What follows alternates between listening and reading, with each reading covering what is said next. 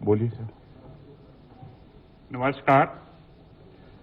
मैं आज की मीडिया ब्रीफिंग में स्वागत करता हूं रक्षा मंत्री श्री राजनाथ सिंह जी का, और इनके साथ मंत्री हैं श्री थावरचंद गहलोत जी, प्रकाश जावड़ेकर जी, पीयूष गोयल जी, मुख्तार अब्बास नकवी जी, प्रहलाद जोशी जी। सर, मैं रिक्वेस्ट करता हूं कि आप मीडिया का ब्रीफिंग शुरू करें। मित्रों, मेरी तरफ से आप सभी का स्वागत है। और आज बाइक नहीं चल रही है? चल रही है। आज राज्यसभा में जब कृषि से संबंधित 2 विधेयकों पर चर्चा चल रही थी, उस समय राज्यसभा के अंदर जो कुछ भी हुआ वह जहां दुखद था वही दुर्भाग्यपूर्ण था, और इससे भी आगे जाकर मैं कहना चाहूंगा कि वह अत्यधिक शर्मनाक था। मैं जानता हूं कि संसद की कार्रवाई सुचारू रूप से चलाने के लिए जहां पर सत्ता पक्ष की जिम्मेदारी बनती है, वहीं पर विपक्ष का भी सहयोग अपेक्षित है।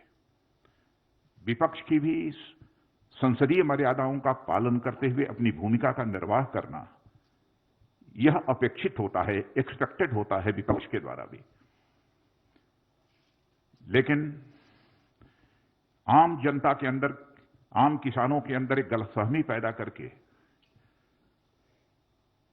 केवल निहित राजनीतिक स्वार्थ को साधने की जो कोशिश की जा रही है, मैं समझता हूं कि स्वस्थ लोकतांत्रिक परंपराओं के यह अनुकूल नहीं है।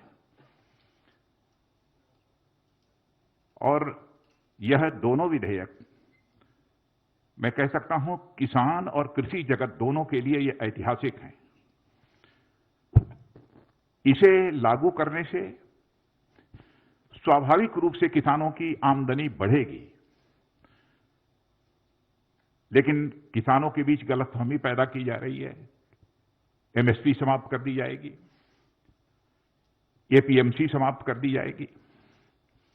हकीकत यह है कि यह दोनों बिल प्रभावी होने के बाद हमारा किसान अपना माल भारत में जहां भी बेचना चाहता है पूरी आजादी के साथ बेच सकता है, जहां पर भी उसको अच्छी कीमत मिले।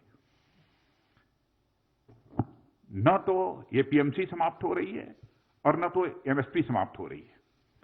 इसके पहले भी हमारी सरकार ने बराबर एमएसपी बढ़ाया है, और जो यह वादा किया था कि हम किसानों की आमदनी को जस्ट डबल करेंगे,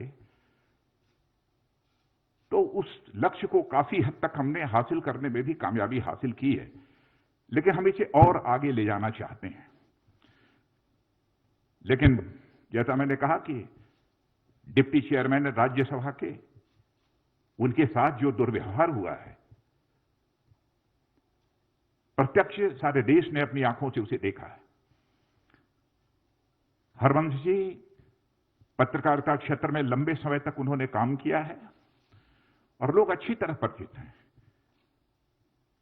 मूल्यों में विश्वास रखने वाले, वैल्यूज के प्रति कमिटमेंट, एक ऐसे व्यक्तित्व के रूप में उनकी छवि रही है। लेकिन सीधे उनके आसन पर तक चले जाना, और आसन तक जाना ही नहीं बल्कि आसन पर जाकर खड़े हो जाना, वहां पर जाकर रूल्स बुक को फाड़ डालना,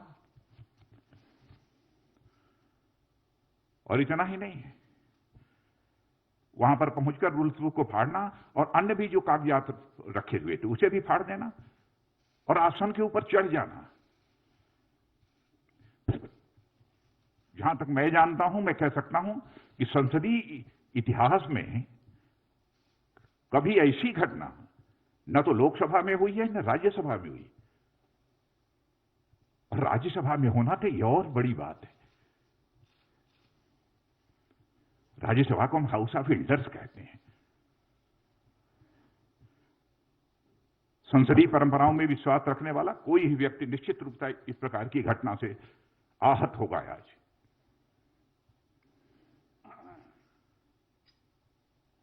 केवल भ्रामक तथ्यों के आधार पर हमारे देश के किसानों को गुमराह करने की कोशिश की जा रही है। मित्रों, मैं भी किसान हूं, मैं भी कृषि मंत्री हूं।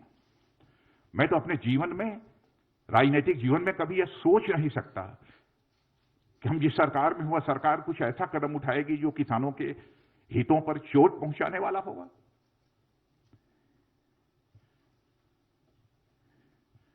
जो कुछ भी हुआ है वह संसदीय गरिमा के अनुरूप नहीं हुआ है।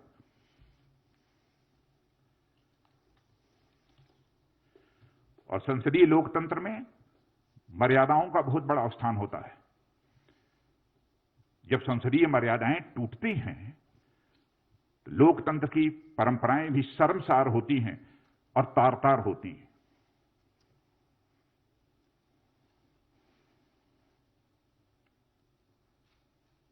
और कुछ सांसदों के द्वारा उपसभापति जी के साथ जैसा आचरण किया गया है, उसकी जितनी भी भर्त्सना की जाए वह कम है। और इस प्रकार की जो भी कार्रवाई की गई है उसको मैं कंडेम करता हूं। और मैं यह स्पष्ट करना चाहता हूं, इस प्रकार की कार्रवाई से उनके छवि पर तो आंच आई ही है, संसदीय गरिमा को भी गहरी चोट पहुंची है।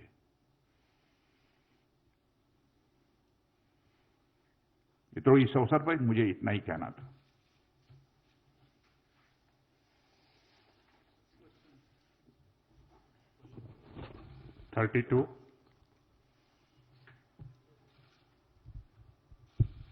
सर, मैं प्रशांत हूँ एबीपी न्यूज से। विपक्षी पार्टियों ने उपसभापति के खिलाफ एक नो कॉन्फिडेंस का नोटिस दिया है सर, उस पर क्या कहेंगे आप? और उसका प्रोसीजर क्या है सर? प्रहलाद जोशी सर हैं यहाँ पर, उसका प्रोसीजर क्या होगा सर? नोटिस दिया है, उसके बाद कैसे टेकअप होगा ये? अब ये सब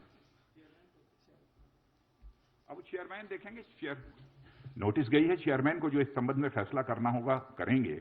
हम राजनीतिक स्तर पर उस संबंध में कुछ नहीं कहना चाहेंगे। यह प्रेरोगेटिव पूरी तरह से चेयरमैन का है। 50। सर, आनंद हूँ इंडिया टीवी से। विपक्ष बार बार ये कह रहा है कि वो उनकी आवाज को राज्यसभा में दबाया गया है। बार बार वो मत विभाजन मांग रहे थे, लेकिन जो चेयर पे बैठे थे उपसभापति, उन्होंने मत विभाजन नहीं किया। और साथ ही साथ विपक्ष बार बार एक तर्क ये दे रहा है कि जो सरकार अपनी कैबिनेट मंत्री हरसिमरत कौर को नहीं समझा पाई इस बिल के फायदे को, वो किसानों को और बाकी देश को क्या समझाएगी? समझाने का जहां तक सवाल है, समझाने की कोशिश तो सबको हो रही है। और ऐसे लोग जिनके हर व्यक्ति के फैसले लेने के पीछे कुछ राजनीतिक कारण होते हैं।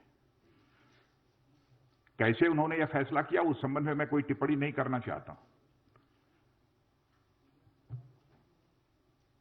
लेकिन इस प्रकार का आचरण हेल्दी डेमोक्रेसी में यह तो सभी स्वीकार करेंगे ना कि अपेक्षित नहीं है। 60।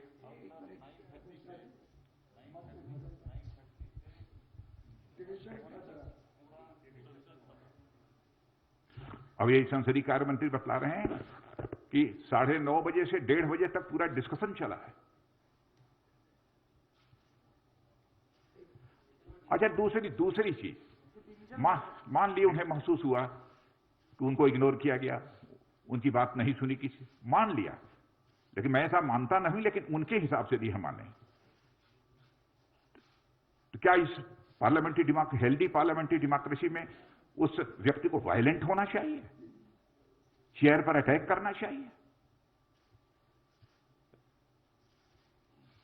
डिप्टी चेयरमैन के आसन पर चढ़ जाना चाहिए? क्या औचित्य है इसका? माइक तोड़ देना चाहिए? मित्रों, सचमुच मैं इससे आहत हुआ हूं। नेक्स्ट क्वेश्चन है सर, जो आपने प्रश्न किया डिवीजन का, जिस समय वाइस चेयरमैन साहब जो उनकी अलग अलग अमेंडमेंट्स थे उस पर वो डिवीजन के लिए उन्होंने कहा, उस समय वो सारे लोग जो है वो बेल में थे और वहां हंगामा ही नहीं कर रहे थे, सारे माइक्स तोड़ डाले थे और माइक्स तोड़ करके हाथ में लेकर के, और एक तरह से वायलेंट अप्रोच था उनका। उस समय अगर वो वायलेंट थे तो उसमें अगर वो किसी भी तरह के पार्लियामेंट्री डेकोरम की बात कर रहे हैं तो निश्चित तौर से बिल्कुल गलत है। और बार बार जो है वो वाइस चेयरमैन साहब ने कहा कि आप अगर डिवीजन चाहते हैं तो आपको अपनी सीट पर जाना ही चाहिए। लेकिन कोई नहीं गया, बल्कि जैसा कि आदरणीय राजनाथ जी ने कहा कि वो तो हमारे जो राज्यसभा के स्टाफ के लोग थे उनकी मेज पर थे, एक दूसरे की कंधों पर जो है वो नारेबाजी कर रहे थे। Second last question 60। या राजनाथ जी, मेरा सवाल, मैं मनीष कुमार हूँ, न्यूज़ 24 न्यूज़ चैनल से। एमएसपी को लेकर जो लगातार एक बात कही जा रही है कि एमएसपी खत्म हो जाएगा, इस पे आप क्या स्पष्टीकरण देंगे? क्योंकि आज पंजाब से लेकर हरियाणा में कई जगह ट्रैक्टर जलाई गई, किसान जो है वो सड़कों पे उतरे हुए थे। उस दौरान ही ये बिल भी पास हो गया संसद से। मित्रों, मैं दो टूक शब्दों में तहे दिल मैं देश के किसान भाइयों को संदेश देना चाहता हूं, किसी भी सूरत में एमएसपी खत्म नहीं होगी। इतना ही नहीं, एपीएमसी जो है उसकी व्यवस्था भी किसी भी सूरत में खत्म नहीं होगी। यह मैं पूरी तरह से देश के किसानों को आश्वस्त करना चाहता हूं, अपने किसान भाइयों को। मैं भी किसान हूं। Last question 13। So, Polemy from India Today. My question is about MSP itself. Swadeshi Jagran Manch as well, for instance, has said that why can't you write it into the act itself, guarantee MSP and guarantee that if anyone tries to buy produce at a price lesser than MSP, then it will be deemed illegal.